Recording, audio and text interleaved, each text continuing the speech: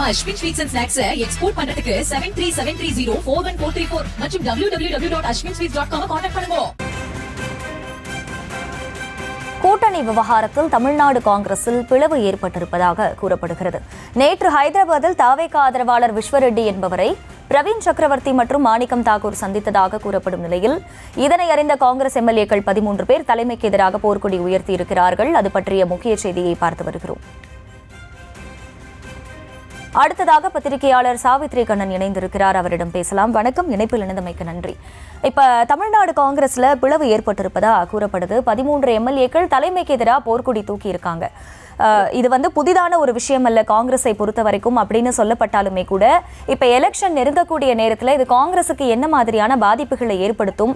அடுத்து அவங்க ஒருவேளை தாவேக பக்கம் திரும்பினால், கூட்டணிக்கு செல்ல விரும்பினால் அவர்களுக்கு அது ஒரு வெற்றி வாய்ப்பாக அமையுமா? வெற்றி பெறவில்லை அப்படின்னாலுமே கூட இந்த வாக்கு வங்கியை உயர்த்த முடியும் அப்படிங்கிற ஒரு விஷயம் சாத்தியமா இருக்குமா? உங்களுடைய பார்வை என்ன சார்? அதாவது இந்த திமுக கூட்டணி தொடர்பாக வெறும் அவங்க சீட்டுக்காக மட்டுமே இந்த இழுபறி நடந்துகிட்டு இருக்குன்னு எனக்கு தோணல. திமுக கூட்டணியில இருந்து காங்கிரஸ் விடுபடணும்னு நினைக்குது. அதை திமுகவா ரிலீஸ் விட்டுட்டா கட்சிக்குள்ள பிரச்சனை இல்லாம தாவேகா பக்கம் போய் உறவு ஏற்படுத்திக்கலான்றதுதான் அவங்களுடைய நிலைப்பாடா இருக்கும்னு நான் நினைக்கிறேன். ஏன்னு கேட்டீங்கன்னா இதுல திமுகவுக்கு அவங்க கொடுக்குற நெருக்கடிகள் சீட்டுக்காக கொடுக்கப்படுற மாதிரி தெரியல.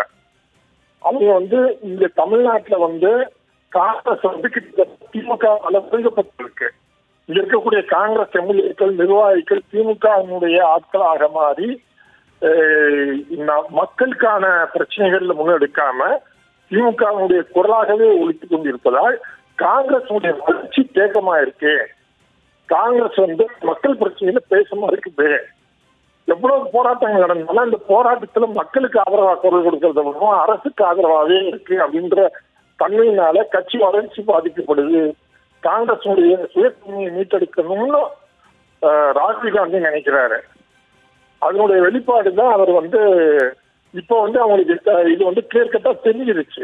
இந்த 13 எம்எல்ஏக்கள் இப்படி பேசியிருக்கிறதும் இங்க இருக்கக்கூடிய மாநில தலைவர் திமுகவுக்கு ஆதரவாக இருக்கிறாங்கிறதும் இதெல்லாமே காங்கிரஸ் தலைமைக்கு ஒரு தெளிவான ஒரு காட்டுது.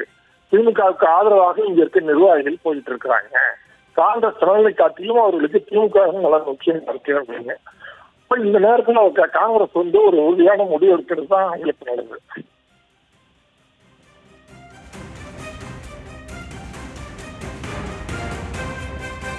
இணைப்பில் இணைந்து உங்களுடைய கருத்துக்களை பகிர்ந்து கொண்டமைக்கு நன்றி சார்.